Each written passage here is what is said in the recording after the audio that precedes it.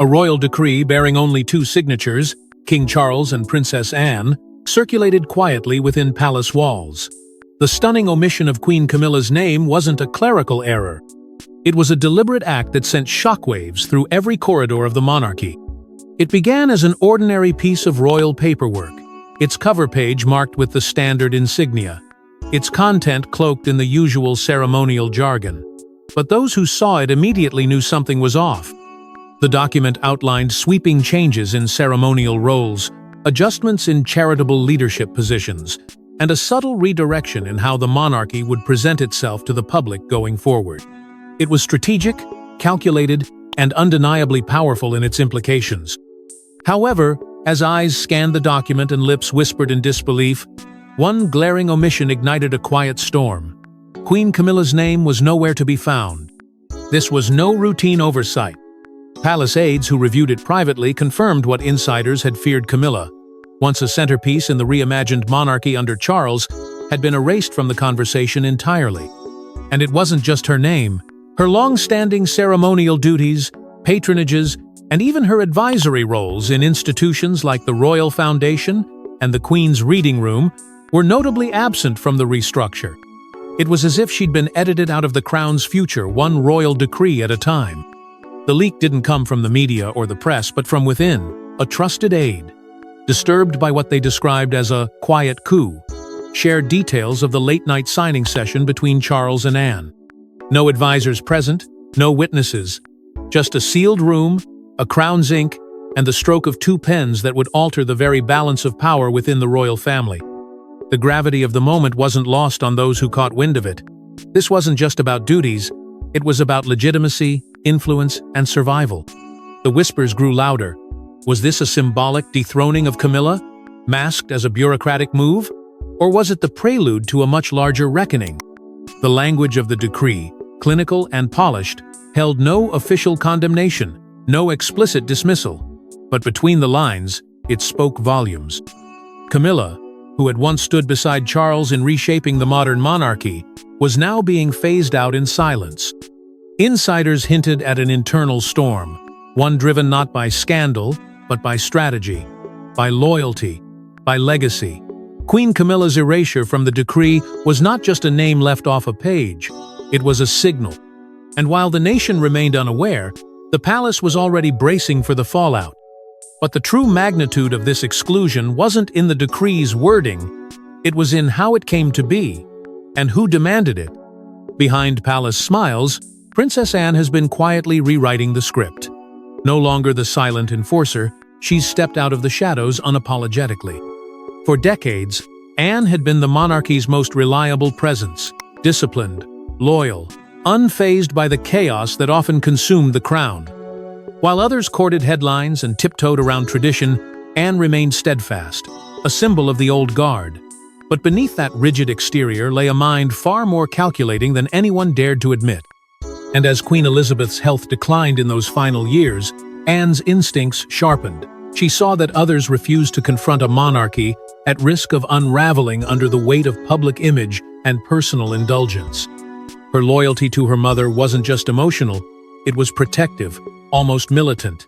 To Anne, the Queen's legacy wasn't just about honor, it was about survival.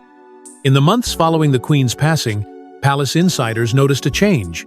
Anne was no longer content with the sidelines. She began convening closed-door meetings with King Charles, strategic conversations cloaked in silence. The topic? Future-proofing the crown, as one senior aide put it. But it wasn't about modernizing or appealing to a younger generation. It was about eliminating distractions, realigning values, and reasserting bloodline authority over popularity. And at the center of that recalibration stood Camilla, someone Anne had long regarded as a complication the monarchy could no longer afford.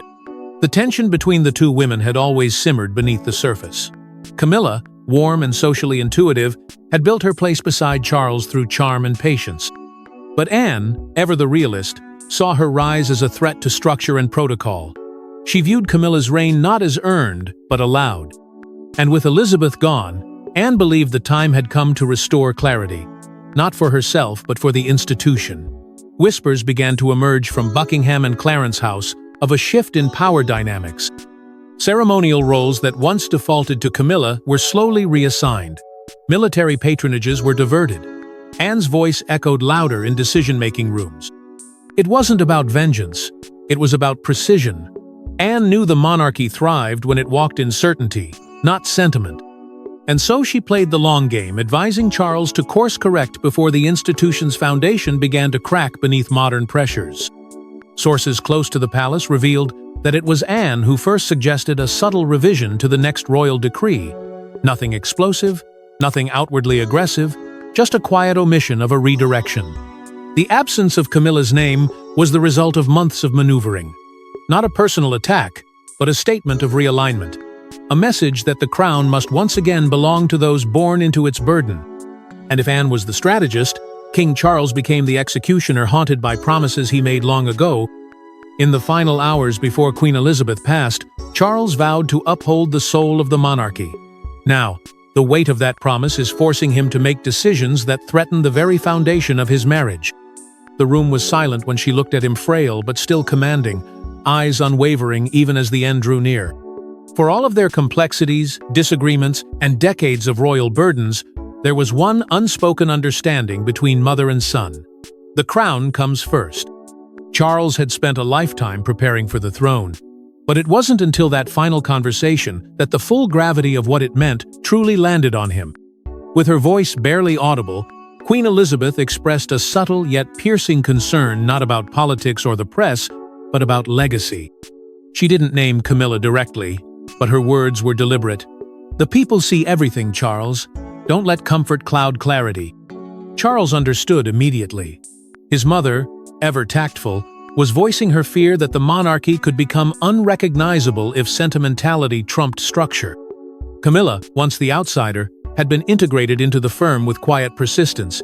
She had transformed from scandal into soft power, respected by some, resented by others. But Elizabeth had never fully embraced the idea of her as queen in spirit, even if the title was eventually granted in form. And now, with the final curtain falling on the longest reigning monarch, Charles faced a personal reckoning. The Queen's final wish was not etched in ink, but it was burned into his conscience. Protect the crown's dignity at all costs. That haunting responsibility clashed daily with his deepest loyalties. Charles loved Camilla fiercely. She had stood beside him through public disgrace, private despair, and decades of emotional volatility. She wasn't just a companion. She had become his calm. But now, that very closeness threatened to unravel everything he had been entrusted to preserve. Senior advisors warned him repeatedly. Camilla's influence over royal affairs was growing too bold. She was making appearances alone, calling private meetings, and engaging in initiatives without consensus. One aide described her presence as uncomfortably sovereign. At first, Charles dismissed the whispers, but the voices grew louder and more unified. And in the background, Anne's presence loomed larger. With each passing week, Charles began to lean more heavily on his sister. She offered something no one else could: blunt, agenda, free counsel. She reminded him of their mother's standards, the burden of lineage, and the danger of blurring roles. Slowly, Charles began to recalculate. Camilla, though beloved in his heart, was becoming a liability in the eyes of tradition. The omission of Camilla from the royal decree wasn't a knee-jerk decision. It was the quiet, painful culmination of Charles's internal war love against duty. But to insiders, it was clear. The move wasn't just administrative. It was symbolic, a fulfillment of a dying monarch's hope to shield the crown from emotional compromise. And in making that choice, Charles wasn't just honoring his mother's wish, he was reshaping the monarchy's path forward. But while Charles wrestled with his conscience, Camilla was preparing her own countermove, one that would backfire spectacularly. Camilla thought she still held sway. Her last-minute attempt to insert herself into the decree's revision was bold, but what she didn't expect was a palace prepared to lock her out entirely. The shift had been subtle at first, just a missed invitation here, a shortened agenda there. But soon, the exclusion could no longer be brushed off as coincidence. Camilla, once comfortably involved in nearly every high-level royal discussion, was now being kept at arm's length. Senior advisors no longer copied her into internal briefings. Her schedule, once bustling with strategic consultations, had grown suspiciously quiet. Meetings about ceremonial appointments and future-facing roles in the monarchy occurred without her knowledge. And the final blow came when she learned, through a third party, that a decree was being finalized, one that redefined royal power in ways that would affect her directly. She hadn't been consulted, and worse, she hadn't even been informed. Still, Camilla refused to believe she was being sidelined. She reached out through her trusted aides, experienced voices she had long relied upon to offer revisions to the document. Subtle tweaks, wording suggestions, a clause here, a title adjustment there. It wasn't a demand, it was a gentle reminder that she was still part of the machinery. But her suggestions were returned with silence. No response, no acknowledgement. Her advisors, once welcomed into palace circles, were met with stone walls. It was as if the gates had closed overnight, locked from the inside, and without warning. Refusing to be dismissed in the shadows, Camilla sought a private audience with Charles. She expected an explanation, perhaps a moment of hesitation. What she found instead was a man caught between heartbreak and heritage. The confrontation was quiet, but emotionally volcanic. She didn't raise her voice. She didn't need to. Her questions carried weight. Why didn't you tell me? Do I not deserve to be heard? When did I become expendable? Charles, visibly shaken, offered no clear answers. He mumbled phrases about timing, Anne's role, the Queen's legacy, the need for clarity. But his eyes betrayed him, guilt mingled with fear. He had made a choice, and he wasn't prepared to reverse it. Camilla pressed harder.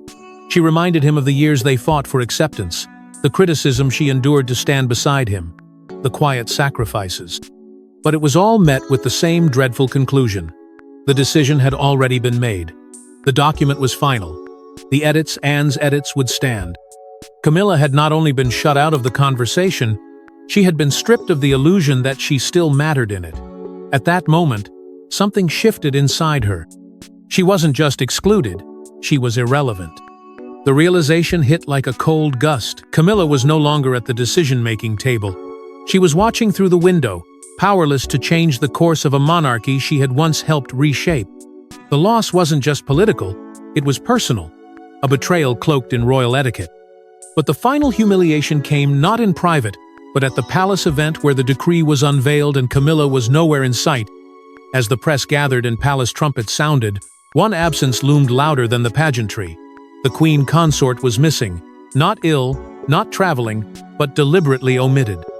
The ceremony had been planned with the precision of a military operation.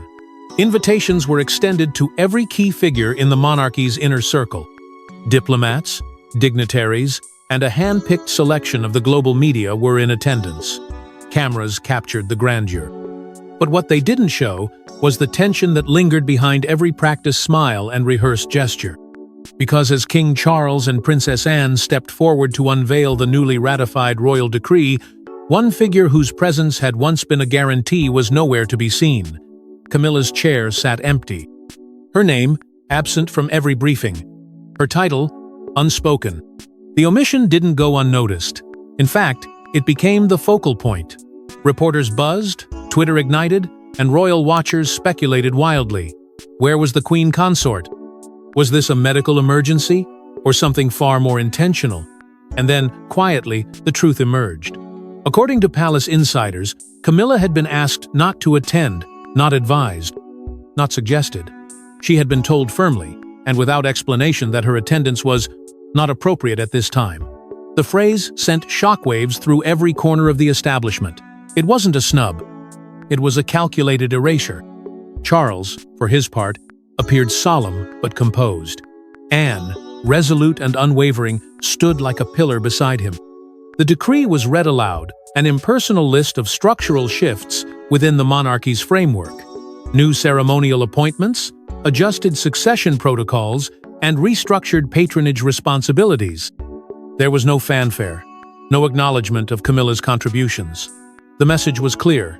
This was a forward-facing monarchy, and some figures no longer fit the picture. But that wasn't the only surprise. As the event unfolded, another name emerged, one that signaled a dramatic shift in internal allegiance. Catherine, the Princess of Wales, regal and poised, was honored alongside Anne for her dedication to heritage and continuity. Though understated, the moment was drenched in symbolism. It was a passing of the torch, But not to the woman who had once been promised a crown. It was to the one who embodied legacy, not controversy. The subtle elevation of Catherine didn't just enhance her public stature, it solidified her position within the firm. Camilla's absence became more than a curiosity. It became a confirmation. The spectacle, draped in formality and tradition, masked a deeper rupture beneath the surface. This was not just a policy announcement, it was a redistribution of influence. One woman was silently exiled, while another was gracefully ushered into the center. And yet, despite the silence surrounding her name, Camilla's presence was felt more in absence than it ever had been in presence. The cameras may not have captured her face, but the void she left was undeniable. And while the public speculated, the private chambers of Windsor echoed with something darker: rage, betrayal, and ultimatums. Hours after the ceremony, royal staff reported hearing shouting behind Windsor's locked doors. What followed was the fiercest confrontation the royal family had seen since the Sussex fallout. Camilla was not a woman easily rattled. She had weathered decades of scrutiny, survived being labeled the villain in a royal tragedy, and emerged beside the king as a redefined consort. But this felt like a knife to the spine, humiliation on a public stage, sanctioned by the very man who once swore she was irreplaceable. And now, behind closed doors, her fury erupted. The moment Charles stepped into their private quarters, she unleashed a torrent of betrayal that had been building for weeks. Her voice cracked not just from anger but from heartbreak. "You let them erase me!" she cried, eyes blazing with disbelief. "You made me queen, then erased me like I never mattered." Charles stood frozen, visibly worn by the weight of his decision. He tried to diffuse the explosion with carefully chosen words, calling it a necessity for monarchical clarity, public optics, and the preservation of the crown. But every phrase landed like a fresh wound. Camilla wasn't interested in political reasoning. She wanted to know why the man who had fought so hard to legitimize her had surrendered without a fight. Her pain wasn't rooted in titles or duties, it was in the betrayal of trust. She had been excluded from the conversation, omitted from the ceremony, and now discarded under the guise of institutional duty. Then the door opened again, and the room grew colder. Princess Anne entered, her expression as unreadable as ever. The air turned sharp. Camilla, still seething, turned on her. The room became a battleground of restrained fury. Anne, unmoved by Camilla's emotional outburst, simply stated that the monarchy's survival demanded difficult choices. Her words were clinical, deliberate, and devoid of empathy. That only fueled Camilla's fire. "You've wanted this for years," she spat, her voice quivering. "Don't pretend this is about the crown. It's about removing me." Charles stood between them, silent, powerless to control the emotional storm he had helped ignite. Camilla's composure shattered. She declared she was done. No more public engagements, no more smiling beside people who now viewed her as a burden. If they wanted her gone, she would grant them the silence they craved. Then she disappeared. For 2 full days, palace aides had no contact. Her security team was instructed to maintain strict privacy. She withdrew to a private residence, unreachable even by Charles. And while the public remained unaware of her absence, behind the scenes, the monarchy teetered on emotional collapse. But Camilla's isolation didn't last long because a leak from inside the palace gave her one last shot at redemption. Buried deep within the late Queen's personal effects was a letter sealed and addressed to Charles and Anne. Its resurfacing reopened wounds and changed everything Camilla thought she knew. The discovery came by chance. As palace archivists quietly sorted through Queen Elizabeth's private correspondence, an operation kept confidential even from most senior royals, they stumbled upon an envelope marked with the Queen's personal cipher. It was dated just weeks before her passing and contained language so delicate, so veiled in symbolism, that its meaning was open to interpretation. But for Anne, it wasn't ambiguous at all. It was a final directive, a coded warning from a monarch who, even in her final days, was protecting the future of the crown with quiet precision. The letter opened with praise. Elizabeth expressed unwavering gratitude for Anne's steadfast devotion, calling her the firm line that never bent. But as the paragraphs unfolded, the tone shifted carefully, but waited. The Queen urged Charles to remain vigilant in the coming tide, to shield the bloodline from dilution of purpose, and to ensure that ceremonial roles reflect constitutional truths, There were no names, no accusations. Just a deliberate nudge that roles within the monarchy must be redefined for the institution's survival. For Anne, this was no gentle suggestion. It was clear. And it confirmed what she had feared for years, that Camilla's growing symbolic stature risked destabilizing everything their mother had preserved. When Charles read the letter, something broke inside him. He had carried the burden of Elizabeth's final words for months, but this document put them into writing. His inner conflict, once riddled with guilt and hesitation, crystallized into resolution. The omissions in the royal decree were no longer about appeasing Anne or public optics. They were now about honoring a sacred wish. Charles wasn't just acting as king, he was acting as a son, fulfilling a final promise. His love for Camilla remained intact, but it was no longer strong enough to override the crown's unspoken laws. And yet, as the letter passed between Charles and Anne, it never made its way to Camilla. She was deliberately kept from it, her access denied under the guise of confidentiality and protocol. But whispers have a way of finding their way through locked doors. When Camilla learned of the letter's existence without knowing its content, her anxiety turned to paranoia. She demanded to see it. Her requests were brushed aside. Her instincts told her that the letter contained the very justification for her public exile. That the Queen, the one figure she had never managed to win over, had left behind a final judgment. In truth, the letter didn't condemn her directly, but its timing, its recipients, and its effect on Charles made it the silent weapon in a war Camilla never saw coming. The monarchy wasn't removing her out of spite, it was phasing her out through legacy, one page at a time. And in being denied access to that truth, she was left in the shadows, questioning everything, every embrace, every promise, every word whispered behind palace walls. But as Camilla plotted her next move, the outside world began to notice something disturbing. Her image was quietly vanishing. Her portraits were removed from gallery walls. Her bio pages are trimmed. Her name was omitted from future event briefings. Camilla was being erased not just from one decree, but from the legacy itself. What began as subtle adjustments soon took on the shape of a quiet purge. Palace staff, acting under vague internal memos, began to revise royal archives. Mentions of Camilla in ceremonial duties were quietly edited, replaced with neutral terms or removed entirely. Her long-standing patronages, once proudly displayed on the royal website, were reduced to footnotes.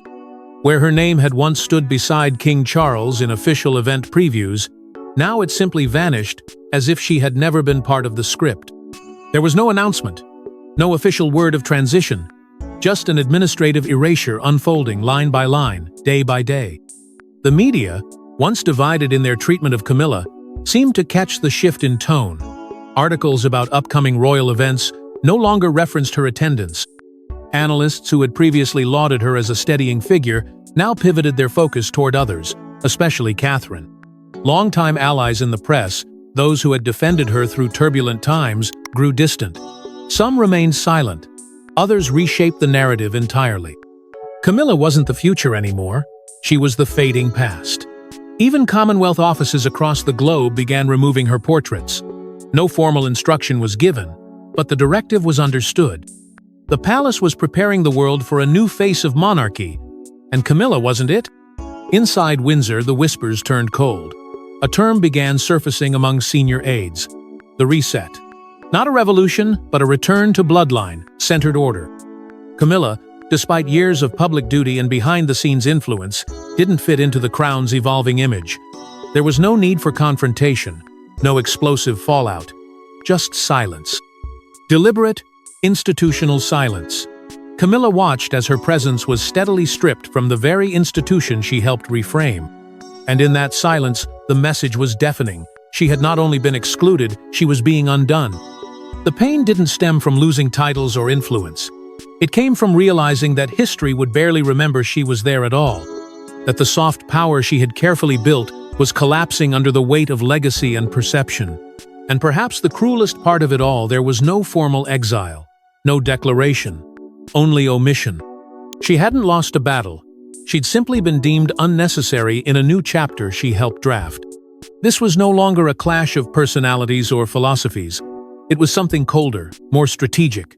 Camilla was witnessing the crown correct its own course, and she wasn't part of the destination. It wasn't revenge. It wasn't justice. It was preservation. And for Camilla, it was a heartbreak that couldn't be mourned in public. But in the middle of this silent exile, a shocking move from Catherine turned everything on its head. Just when it seemed Camilla was entirely alone, the most unexpected voice rose in her defense of Catherine, and her words stunned even Anne. It happened during a routine engagement, the kind the royals have performed 1,000 times over. Catherine, standing before a crowd at a children's hospice, was asked about the evolving structure of the monarchy. Most expected a safe, polished response, but instead, Catherine paused. And then, with quiet resolve, she spoke not just of the future, but of the past. She acknowledged the shifting times, the need for stability, and the importance of tradition. But then came the words no one expected. She thanked Camilla, spoke of her years of quiet strength through unimaginable storms, and her grace under pressure when it would have been easier to walk away. The room fell silent. For a moment, it felt as though history had hesitated. Back inside the palace, the reaction was immediate. Whispers spread quickly. Catherine's remarks weren't planned, they weren't cleared, but they were intentional, and far more than symbolic. According to insiders, Catherine had met privately with Charles days earlier, urging him to handle the transition with care. She understood the necessity of change but not cruelty. She warned of what could happen if the monarchy embraced coldness over compassion. Her words were pointed yet respectful, and Charles, visibly burdened, had listened. What no one expected was Anne's reaction. Known for her unwavering adherence to duty and her stoic exterior, she reportedly took a long pause after hearing what Catherine had said. No immediate rebuttal. No dismissive scoff. Just silence. For the first time since the decree had been drafted, something shifted. Not in policy, but in tone. A softening. A sliver of grace allowed back into the equation. And Camilla? Still bruised, still humiliated, but no longer invisible, she was seen again, quietly attending a small charity event. Without fanfare or media alert, she didn't speak publicly, she didn't smile for the cameras, but she stood, present. A woman who had been pushed to the margins, now reclaiming a sliver of ground not by force, but by dignity. In the end, the monarchy didn't erupt, it recalibrated. Catherine and Anne, once orbiting in vastly different spheres, now formed the new axis. Charles remained at the center, but no longer as a confident ruler. He was now a man caught between legacy and loyalty, torn by the ghosts of promises and the weight of survival. And in the shadow of it all, Camilla remained reduced, perhaps, but not erased. The decree may have removed her name, but it carved something far deeper into the monarchy, a new balance of power, and a chilling reminder that in the House of Windsor, survival always comes at a cost. Thanks for watching. Don't forget to like and subscribe, and we will see you in the next one.